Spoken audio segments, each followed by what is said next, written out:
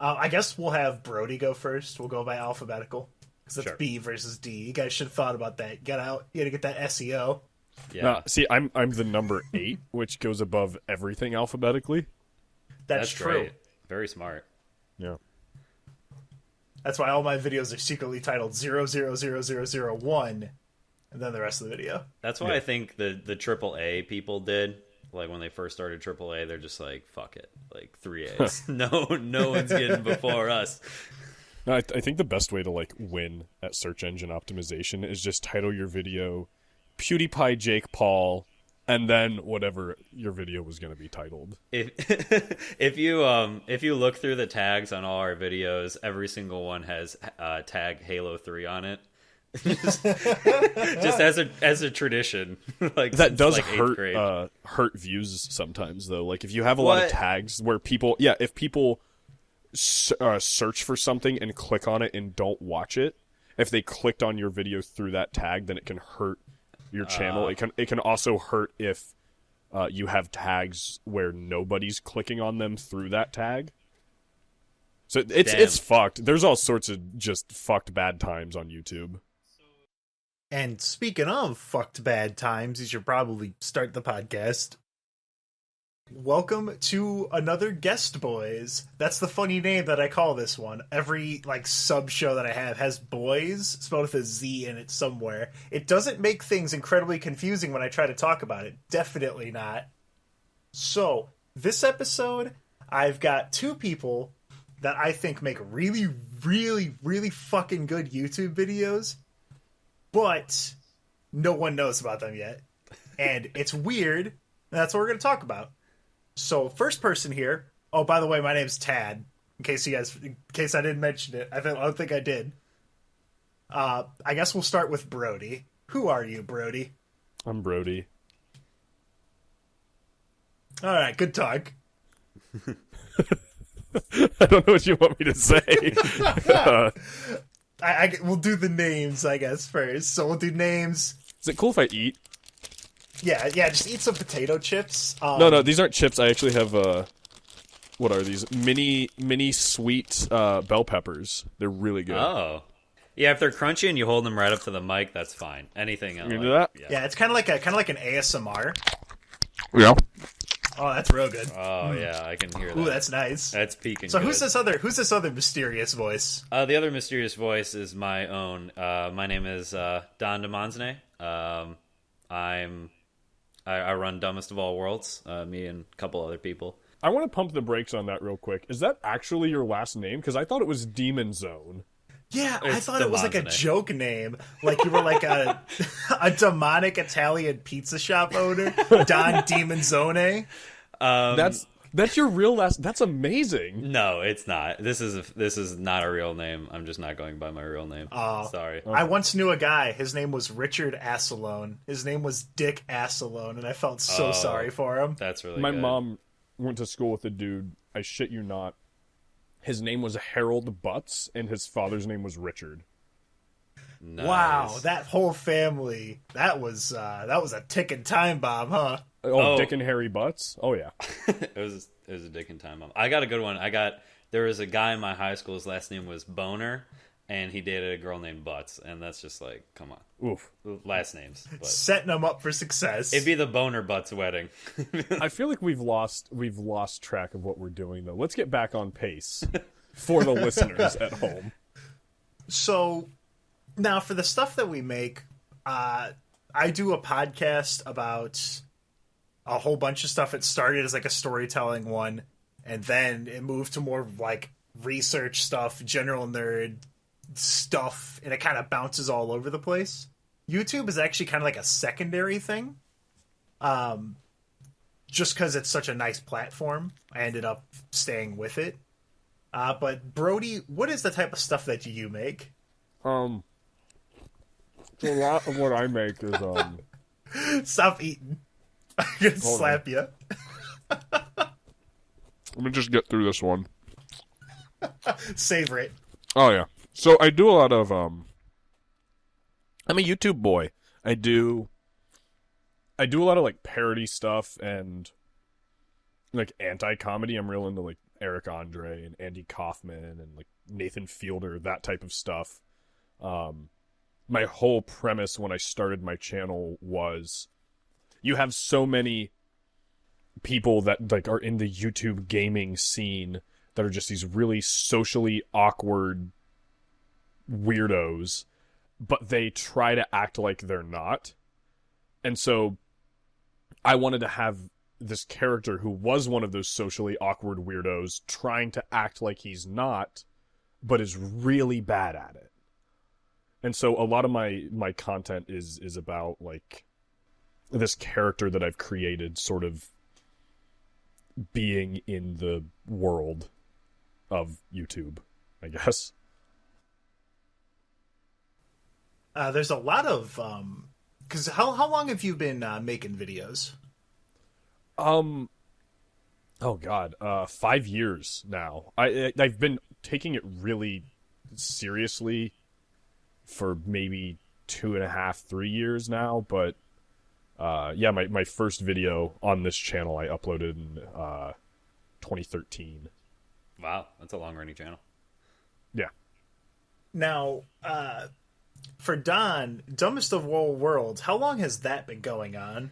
Dumbest of All Worlds in particular, I started sometime like about 1.5 years ago. I've been making videos and putting them on YouTube for probably 10 years now. But like throughout, middle school, high school, college. But then after all that, I kind of wanted to restart, have a new place to put my stuff. And we started, and I got a bunch of friends who we've all been doing this stuff for a long time. So we all got together about 1 year ago and said, hey, let's use this Dumbest of All Worlds channel and really start pumping out content. And it's actually been 1 year of video every week for us, like this week, I think. Every week. So yeah. Now, is there is it the same group of small people? How big is the kind of group? Is there like someone whose dedicated quote unquote job is like video, someone who's audio, or is it kind of a mishmash of whoever comes up with an idea and then works to put that one out? Yeah, it's a mishmash. It's there's a couple people who are a little better at certain things than others. I mean, I head up the channel, and like I said, I've been doing this for a long time, just video production in general. So actually, I want to ask real quick, yeah. Don. What could you like explain what all your channel is? Because I've seen some of your stuff, but I don't know if everyone sure, yeah, listening, yeah, good call. Seen what you've done. Yeah, so Dumbest of All Worlds, we're a YouTube channel, just essentially comedy. I don't know like how to properly categorize it, just like generally weird shit. Our videos, the most popular videos we've got are ones that are short form parodies of pop culture stuff.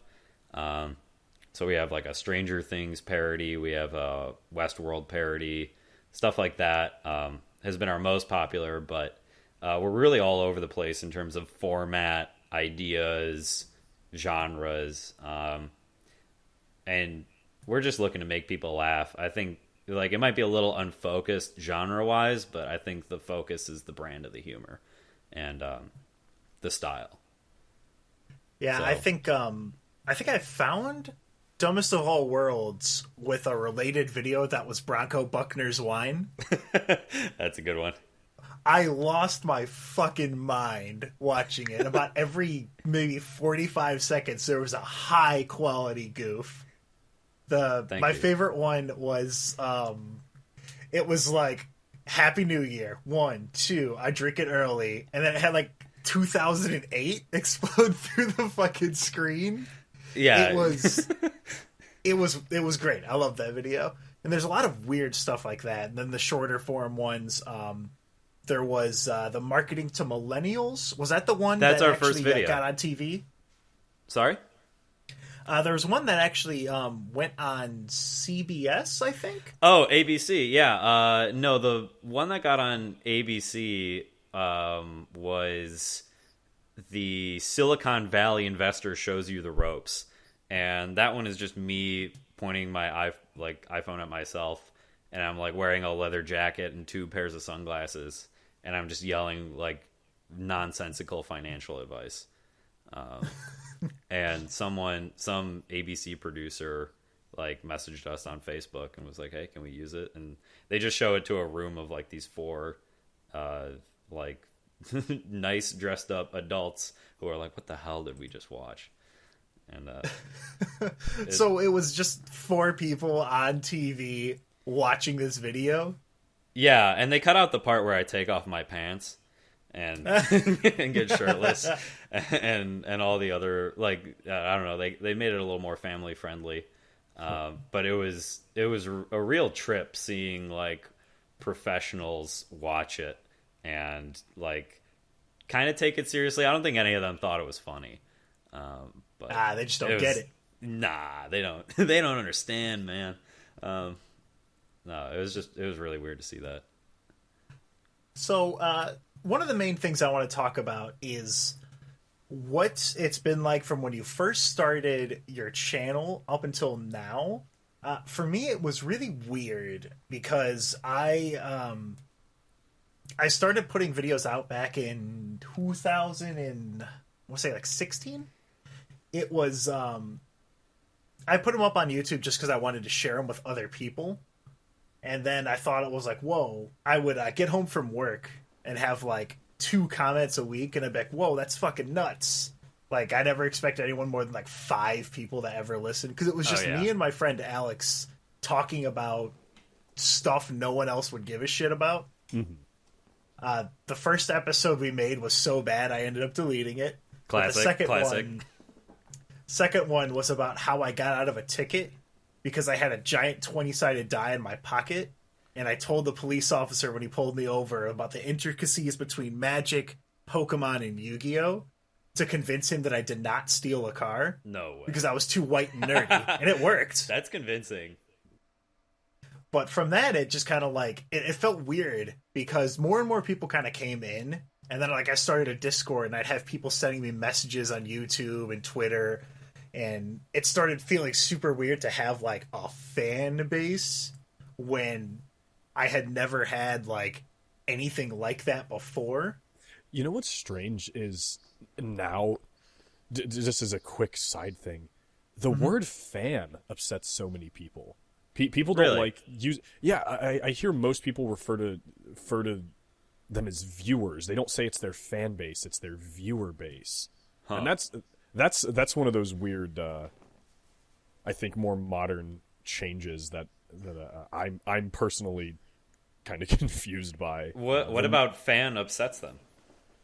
I think that the nomenclature associated with like with fan implies that this person is revered. The person of whom the fan is a fan of. God, that's a convoluted sentence.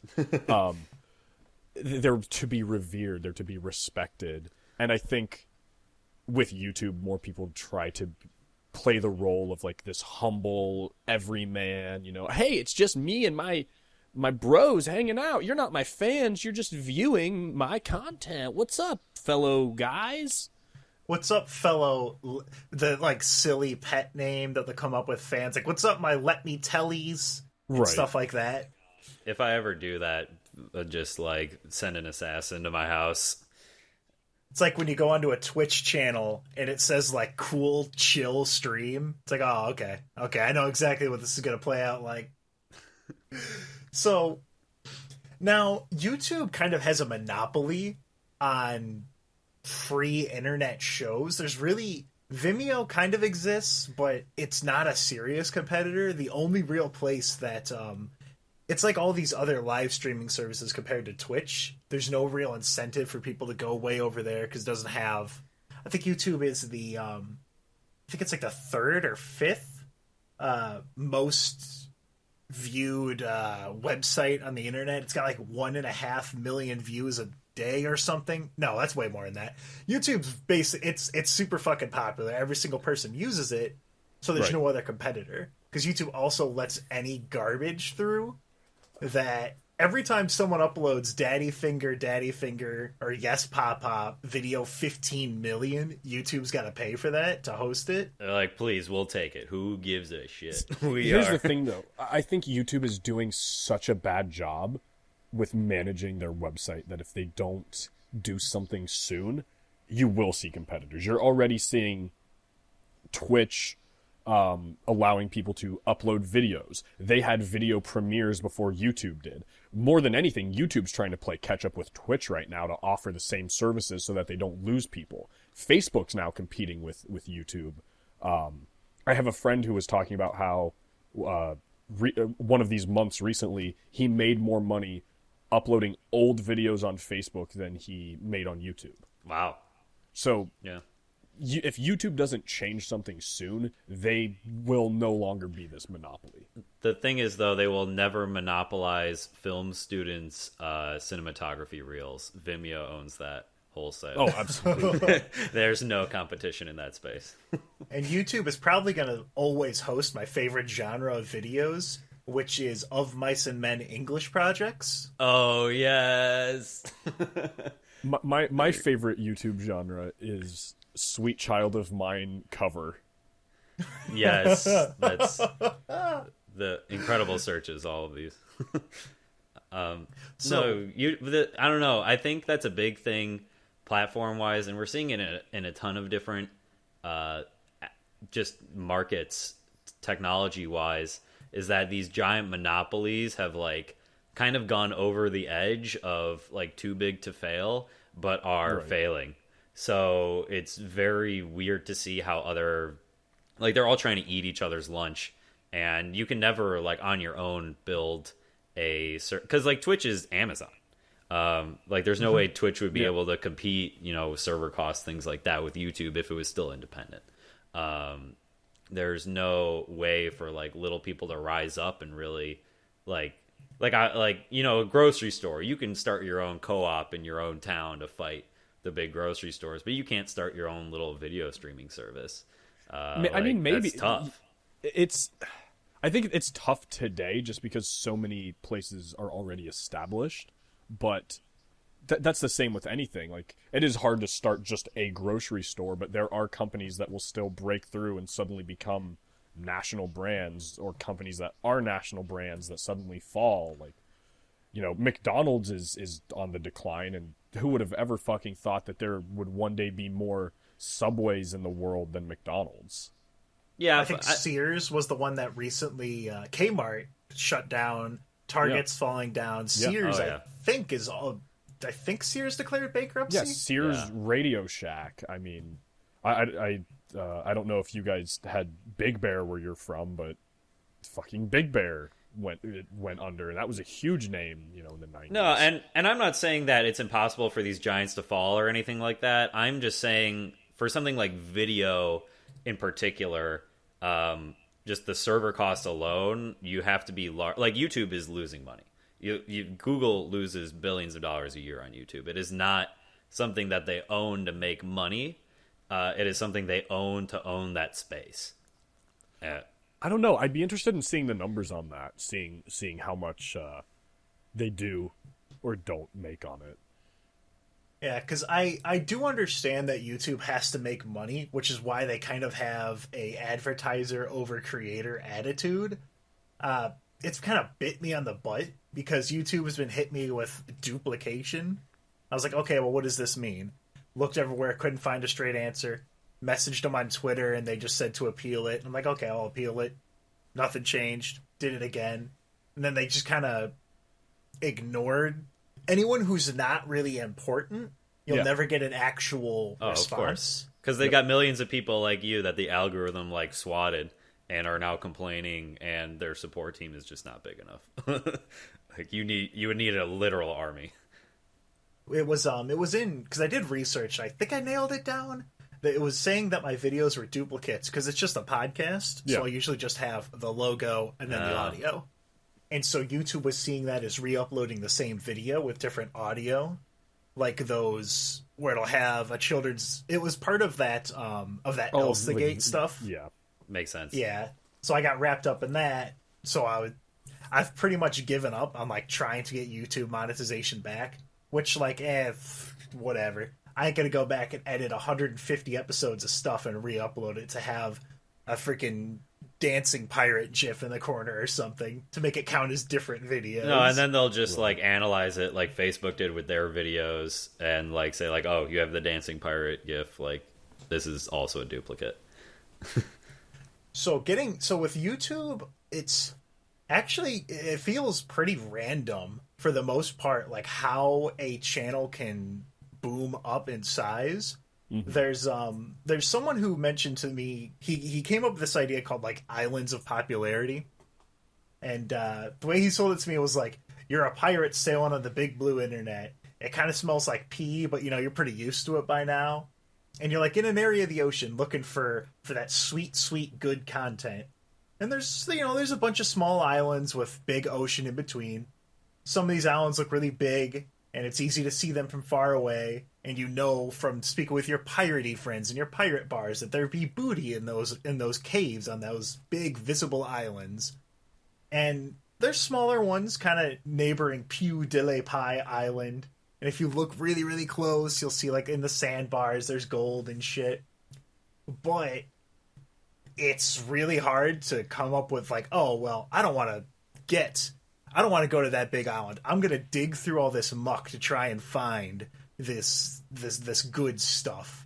It's hard because YouTube's algorithm will, if something gets popular, it will show up and then almost self-propagate. Like everyone's had that video like racist Mario or 1,000-degree knife or waking up a rabbit with an air horn. Something that sticks in there, and then you'll see, oh, this has 1 million views. Well, I gotta click it now. And it kind of self-propagates like that. Yep.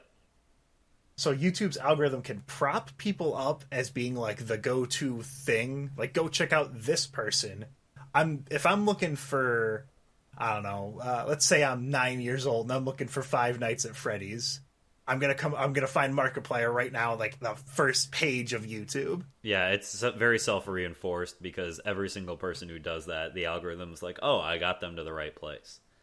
Yeah. See, I would almost think I like that analogy, but I would think of it more as like the islands of popularity. Like you have to be able to land on one of those islands, and once you do, the bigger the island is, the more people will want to come to it. But you have to be like one of the heads of that island. So, like I think of I'm friends with a ton of people that are like bigger names in the YouTube community, and most of them, like I have a couple different groups of friends, I'd say, and they're all friends with each other. Like there's a lot of Canadian YouTubers I know that for whatever reason, even if they live in different parts of Canada, they all know each other, they're all friends, they all hang out, they all talk to each other.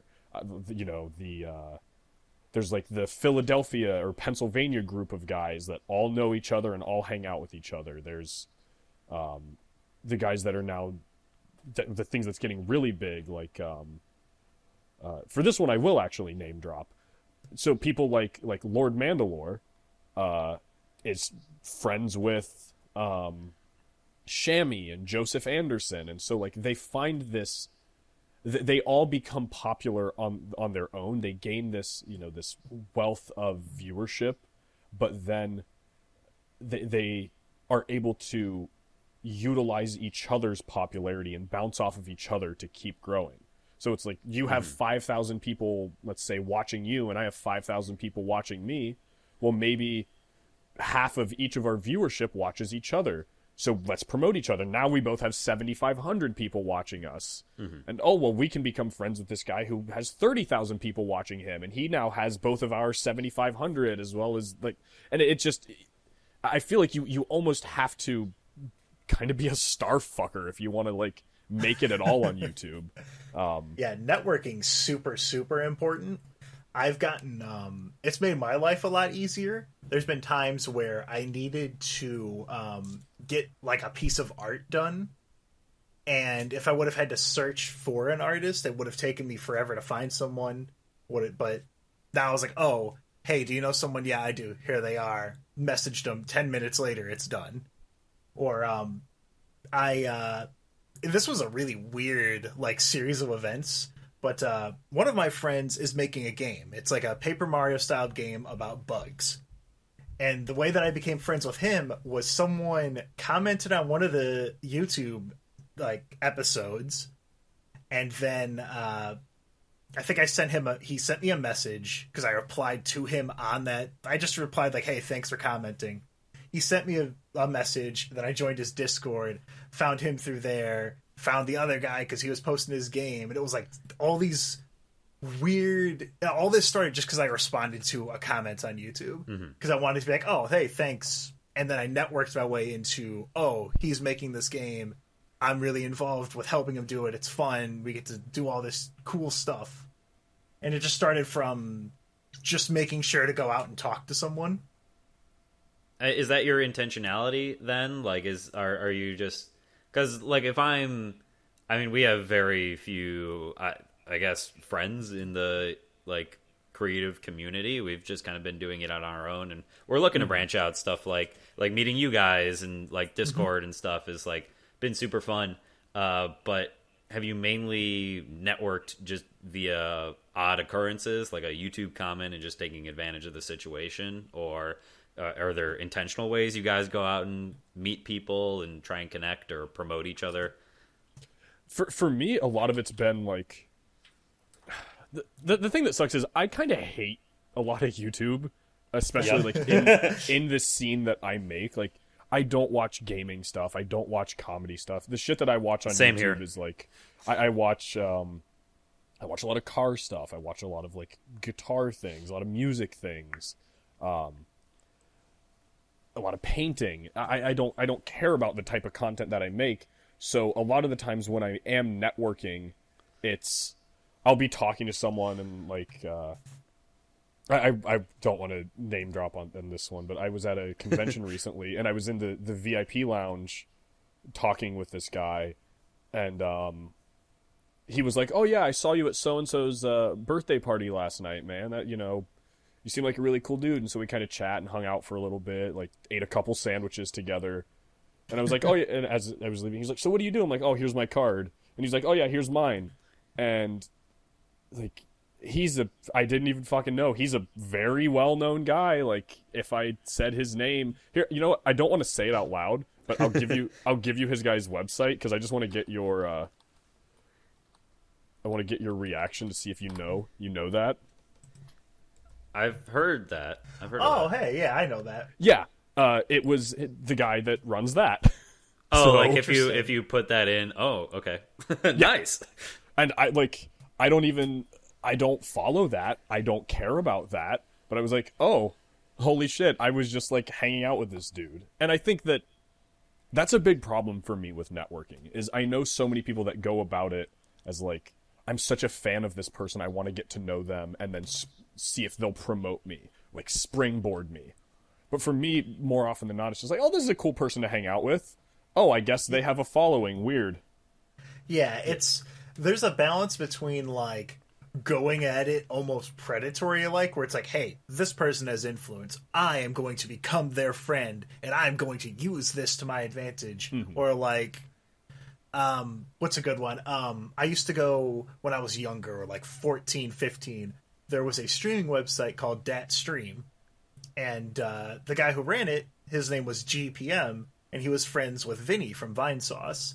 So like, I became involved with that type of community just because I was hanging out with them. And then like years later, I had GPM come on the show, and through that, like, I found another friend, Marcy, who helped like Boundary Break and stuff like that. Like, there's all these weird connections that can happen just from genuinely being nice and like friendly with people. Right. So I understand like if you're getting like super high level networking stuff, like some businesses will have like, you'll go to a convention for like your job and then you're there to network with people. Right. So you can do that if like that's your intention, is to get to know as many people as possible. But then it's not as like genuine, I guess, for lack of a better word. Yeah, who thought that being genuine and nice would get you anywhere in life? It's like you said, though, you kind of have to strike that balance between like earnesty and predation. You have to like, and that's the thing that fucking sucks for me is sometimes like I'll be at these big like network gathering events or whatever, or like these big YouTube meetings with all these different people, and you know, everyone will be like, oh, there's so and so in the corner, like I might go talk to him and give him a business card, and I'm just like, I don't fucking care about that guy. And then I'll have someone like, you know, like I'll get like a text from a friend, just like they'll say like, no, Brody, you really probably should go talk to that guy. And I'll go over and say, hi, so and so, here's my channel, bye. Nice. You don't want to like, it feels awkward and weird to go up to someone that you don't personally like know or care that much about for the sole intent of like, hey, I'm gonna use you. That feels weird. It's very ladder climby. Yeah.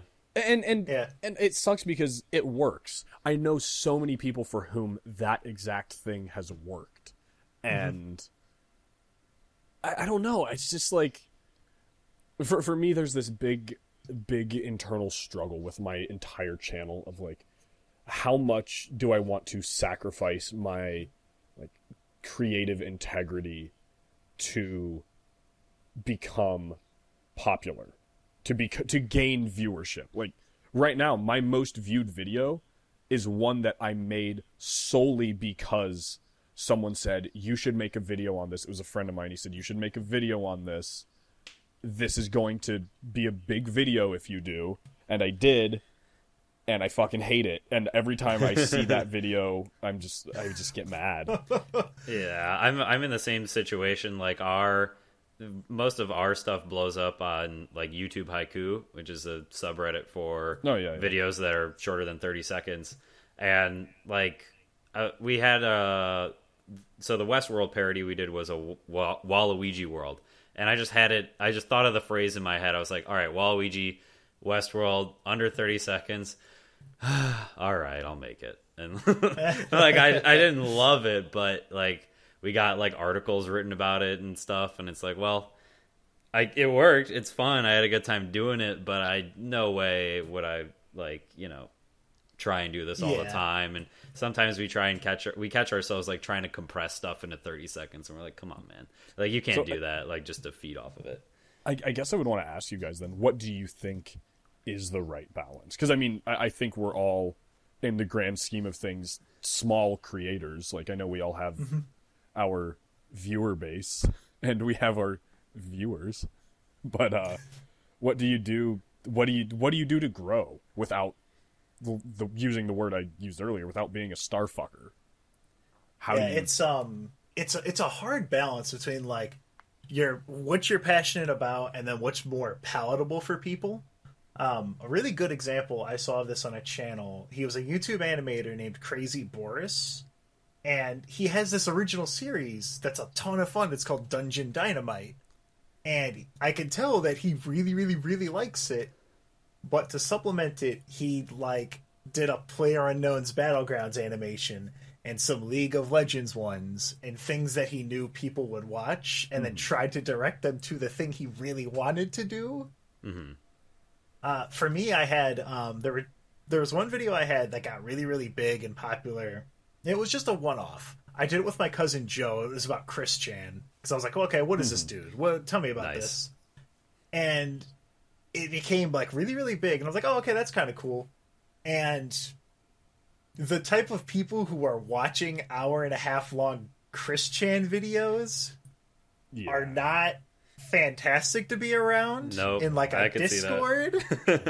We've gotten burned by like, that. See, and that's another thing is like, it sucks for me the position where I'm in, because I am so on the inside while still being outside, if that makes sense. Like, I know so many people that have made it. I don't mean to fucking be self-aggrandizing or anything, but like, I know I'm friends with and know so many people that have made it, and I know people that work for YouTube or work for these big networks that know how all this shit works. And so it's like, I know what I should be doing or what I could be doing to blow the fuck up, but it's like, do I want to do that? Like, because it's detrimental to your channel There have been several articles written about it. Like if you type in why going viral is a bad thing, if you have a viral video and the rest of your content isn't exactly like that viral video, it kills your channel. Yep. We lose subscribers all the time when like we get a big popular video and the next week we're like, put out the weird thing so all the new guys see it, and then like our subscriber count drops a bunch. Yep. There was, oh god, what was it? You know that video of it was just called like Oblivion, and then there's Oblivion 2 and Oblivion 3 where it was just some dude. It was like a first person, and he was reenacting Oblivion, shot for Oh, nice. Those videos are really popular, but like the rest of his stuff, like those videos have like 3-4 million views. Yeah. Then everything else has like less than 1,000. It's like what's that guy? It's like Vince Gualdi or Gialdi or something like that. The guy that when there were all those riots out in California a couple years ago when Trump was elected. And he went around trying to give people Pepsi to like calm them down at the riots because of that one Pepsi. Oh, the commercial. Yeah. Yeah. And that video got like, I think it was like 2 million views, and it just blew up. And he does that kind of stuff on his channel all the time. But every other video, I think the next most popular video he had was like 100,000. And then after that, they're all like 10,000 views. Yeah. Those things, if you don't, I think a good answer to your earlier question about like balancing between what gets you popular and what you like to do is just kind of how you structure a video. So I'm sure if we have like a little jingle at the end of our video, pretty much every video that we put out. And if we don't have that, or if there's like a couple seconds space in between the last joke of the video and that, like the subscriber gain is cut by like 90%.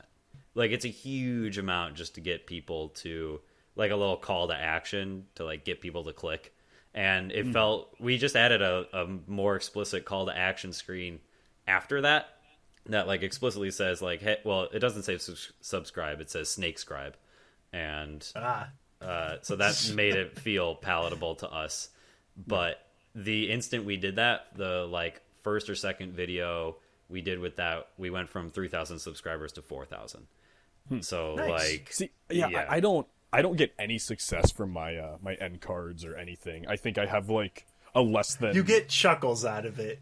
I did. You got a hearty chuckle out of me when on the Red Dead Redemption one, where it's to subscribe. It just keeps getting worse. Huh. I think it was, or something like that. Yeah. Where it was a continuation of the goof. I always try to make jokes about them, but it's. I think my my click through rate on those is like less than 5%. The end cards were useless all the times I tried to put them at the end of mine. But you I don't even use them. YouTube won't. No, put them. You have to. YouTube will not promote your video if you don't.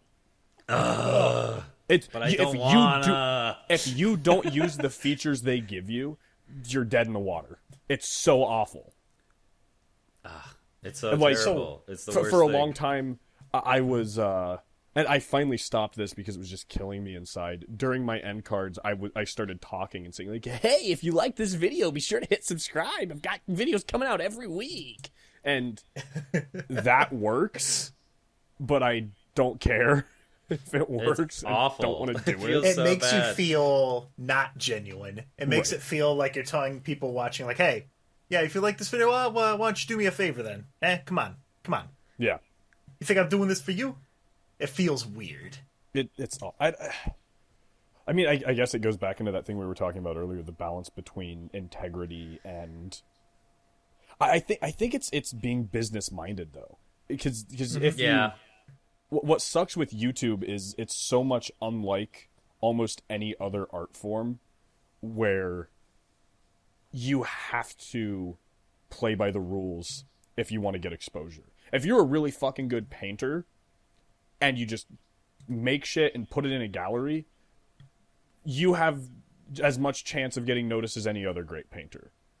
But the same with if you're a great musician, just keep playing venues and maybe one day you'll blow up. But on YouTube, you can be the best YouTuber there ever was, making content that millions of people will want to see. But if you don't game the system, then you will never get exposure. I'm going to disagree with you slightly there. I think the issue isn't like the medium because artists, like musical artists, are they hustle harder than YouTubers. You know, you always have to be at a jam session meeting people. You really have to do the whole like soulless networking thing but in their world. I think the difference is YouTube is a private organization and not a community. Like musicians, when you meet people, it's at jam sessions, it's like at gigs, and you like play with them. You're like, this is a great drummer, this is a great saxophonist. But in YouTube, it's like this is our walled prison that you have to follow the rules of the guards. And see, that's exactly my point. Like, I went to jazz school. I am a musician. I have a band. We play shows. We do things. I'm not questioning your cred. Right. No, for sure. I'm just saying, like you said, drama alert. Is Don Demon Zone and 8-Bit Brody #fighting over #music? Find out. Let's have a saxophede. Oh damn! Let's do it. Oh Christ! But no, like you said, it is a community. All these other mediums are communities, and you will find, like I was talking about earlier, little pocket communities in YouTube that will help promote each other and work with each other. But you still have to play by the rules of the art. If we one day decided, hey, let's form a band where we're just gonna let's all play saxophone, but none of us have learned how to play saxophone. Let's just wail on it. Maybe people maybe people love it. Yeah. And it'll, if the community promotes it, then they will at least succeed enough that they'll gain a following. But on YouTube, you cannot gain that following unless you are playing by every single rule in the book. And the rules are not transparent. Like you told me the things about the tags and the end cards, and I didn't even know that before talking to you. So like, if you guys are interested, a good person to read up on is Lawrence Lessig. He created like Creative Commons and stuff like that. And he talks about how, like, when you live in a nation, you follow the rules of that nation. Right. But when you exist on the internet, the rules you follow aren't just national rules, it's lines of code. And when you write code, you are writing rules for users to live by. And for someone who's maybe more technical minded, you can take it as like, oh, I should treat my users with respect and be clear about it. But I don't know. I think it's really important to, as we are citizens in this bizarre world where the rules are not real or not transparent. I don't know. It's really crazy. I think that's the key there is, you touched on that a couple times, is the transparency of it. That it feels like, okay, well, what should I be doing on YouTube? How do I get better? And YouTube doesn't know. They don't know how their algorithm works. Nobody knows. They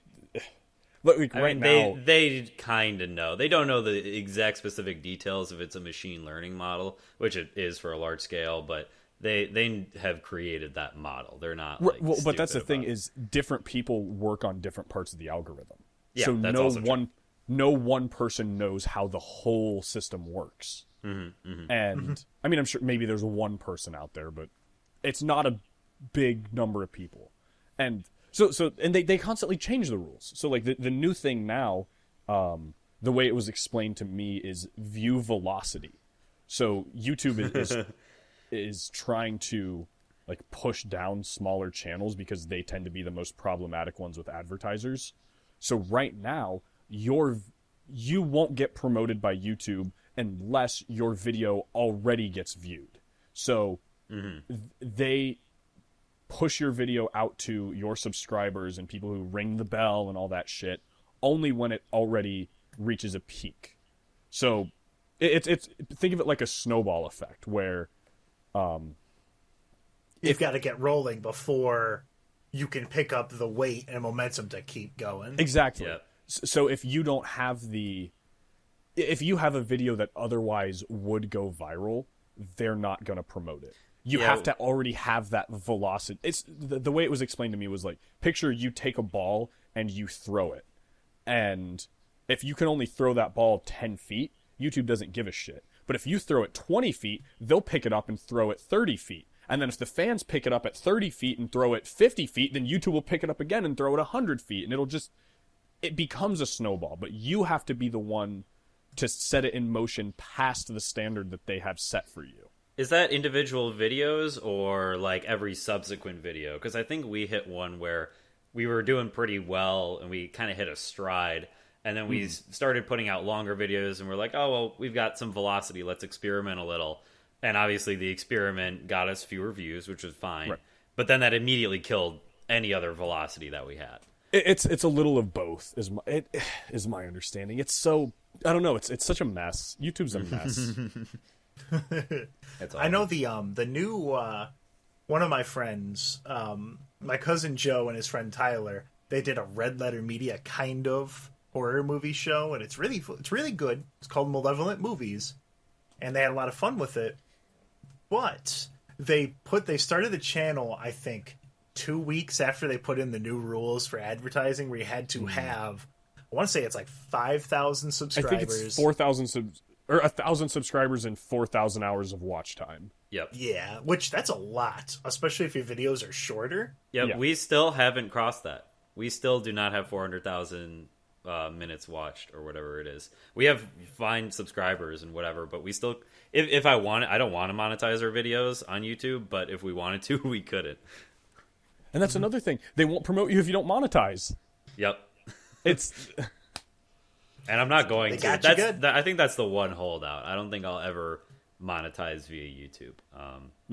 So abiding by all these invisible rules, trying to mess with stuff all the time, trying to get everything to work, it can cause like burnout pretty quick. Yes.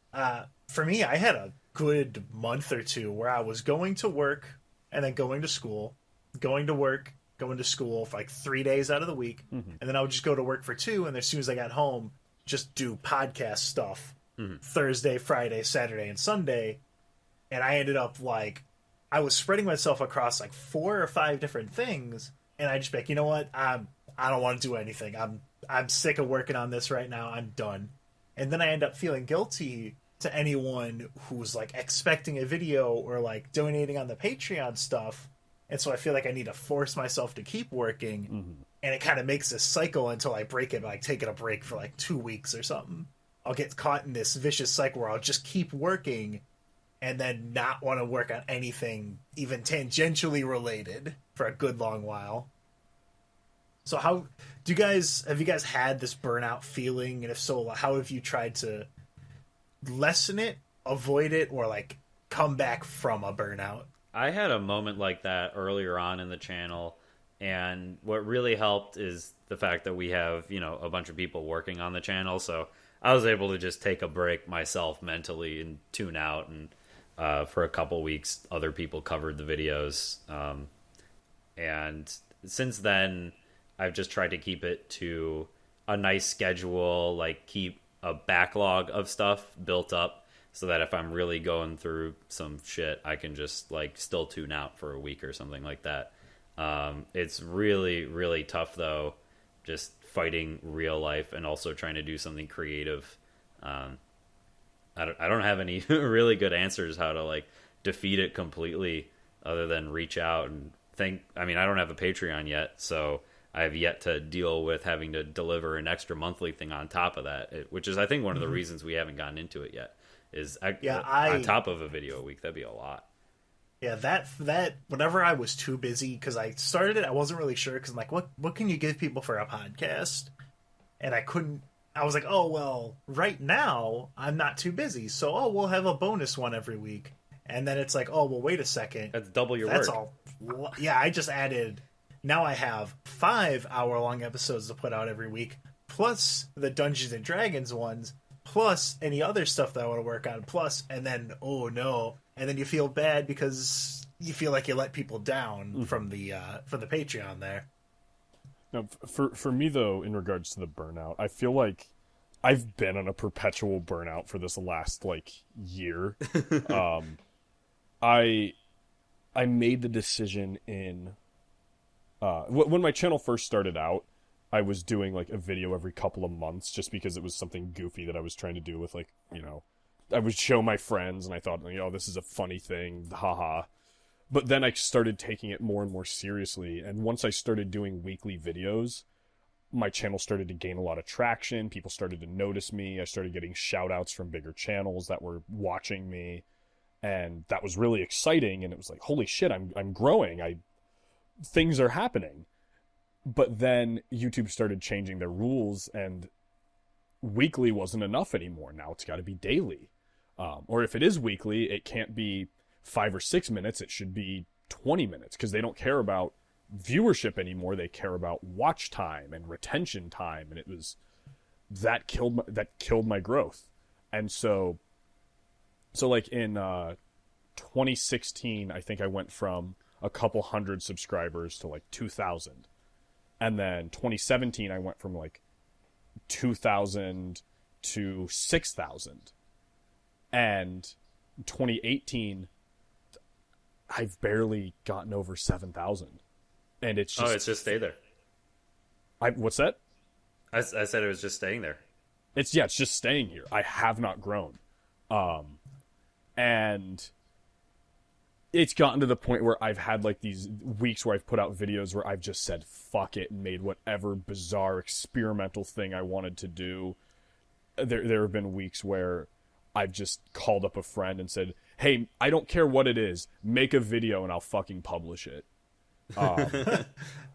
And was that where there was the one in the convention where it was you looking like dead forward or at the ground while holding the microphone out to people, and then having that whole long monologue about like, why am I making this YouTube channel, doing maybe. That for, I mean, like 8 minutes. That was a good one. I like that episode. I like that video. It's been happening a lot because it feels like you put in so much effort, and the thing that sucks, I think, for me a lot is being friends with so many people that, for lack of a better phrase, have made it or work in the industry so closely, and they'll look at my channel and say, you're not doing anything wrong.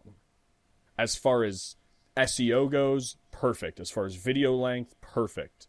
It's just that nobody that would want to watch your content knows that you exist. Has found it. Right. Yeah, it's the breakout. And it just feels like such a grind for me, and it feels like I feel like I'm getting to the point where the only answer is going to be just stopping. Because if I take a break, I don't see myself coming back from it. I mean, I think the cure to something like that is just, it's hard, but you have to divorce yourself from, I mean, well, it could be your dream to be, like famous on this type of thing. And it would definitely be my dream to do something like this full time, pursue comedy in that type of way. But ultimately being like where you get the passion, where you get that initial spark is doing the stuff for yourself. Like working with your friends and coming up with a good riff or idea, something that you love to do, and who gives a shit if people like it. And honestly, like, I can't say we'd still be doing this every week if we hadn't gotten like a good amount of views, like to kickstart ourselves at the start. But yeah, the Dungeons and Dragons one that I do gets less than 1,000 views, I think, like combining the RSS audio and the YouTube, and it takes me about 11 times the time and effort to do it. But I do it because I know that 3 years from now I'm going to look back and be like, hey, I remember doing this with my friends, let's listen through this again. And it's going to be really great for me to listen, just for me personally and my friends to go back and listen to us play through it. If other people like it, then hey, cool, that's radical. If not, well, I get enjoyment out of doing these D&D ones enough that I don't mind. Yeah, and it keeps the fire going. Yeah. I think the big problem for me is that as much as more and more I realize the things that I enjoy making, it's hard to find the audience for that. And so it almost feels fruitless to be making something for nobody. I've always kind of felt like I like sharing the things that I create, with music or with painting or whatever. I like for people to be able to see it. and I don't know if that's just an ego thing or what it is about me. You know, maybe I'm just a narcissist, but everybody likes it. Don't blame right. yourself. Everybody fucking loves having people see their shit. Everyone loves and it. Another big problem is I was at a point where my channel, the trajectory of it was so upward, and I had so many big names supporting me and so many people saying, "You've got this, go for it." I was at and this, then you feel like you hit that wall where it's like, well, is there anything more I should be doing? Am I doing something? I was at this point where everything was going right, and I was at this awful dead-end job, and I was like, you know what, fuck it. I'm just going to do YouTube full-time. And I did, and as amazing as that was, and it's given me the freedom to make whatever I want and do whatever I want, at the same time it's so limiting because I don't have as much money to put into my videos anymore, so I can't make the videos the same quality as they used to be. I can't, travel to as many fun places or do as many fun things. And on top of that, if my videos underperform, I'm eating ramen for a fucking month. Like, I am not at a place where it is stable enough to be my career. And it sucks because I think I kind of took the dive way too early and said, yeah, let's fucking give this a go. But I don't know. I'm saying, like, divorce yourself from views and support, and that's a very privileged point of view. If I haven't made that dive yet, if I still have a job, I'm okay if my views go to 0 next week. But like for you, man, I can't imagine that. That's tough. Yeah, and again, I mean, I don't think it was necessarily the smartest decision on my for me to do that, but I think everyone goes through that point in their life where they're like, you know what, fuck it, I'm just gonna follow my dream. And I think more and more I'm realizing that maybe this platform isn't the best way to live out a dream. The thing that you're looking for, yeah. And on that note. Yeah. So speaking of dying dreams, thanks for listening to this episode. It was a lot of fun talking to you guys. Yeah, this was great. Yeah, you're welcome. A lot of YouTube stuff. There's more going on with YouTube than people who are past. Well, I guess if you're just watching stuff that people make, you might not think about how much stuff goes into every video that people make. So I thought this might be a fun thing to give that perspective to people who might not know it, and then to see for myself just how other people are going about it, because it's hard to kind of get that perspective if you're not currently networking out, so I guess we'll do the plug stuff. I'll let Don go first, and then Brody. All right, yeah, we're Dumbest of All Worlds. Put that in pretty much any search box, but probably the YouTube search box would work best. We're funny. Just follow us, please. Subscribe. Please. I am Alpha Omega Sin. You can follow me on YouTube or Twitter. I sometimes go by the name Rerez. So either one of those will point you directly to me. Be sure to follow Pat the NES Punk on Twitch, and that will really help out my channel.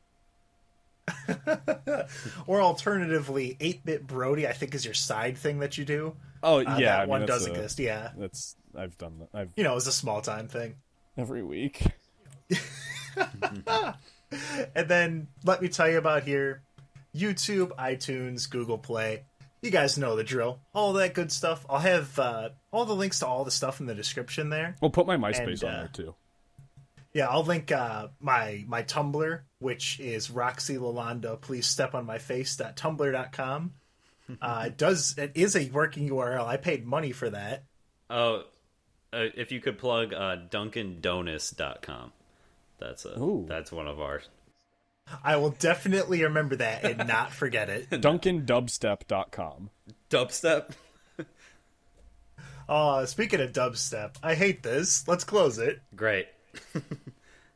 Bye-bye.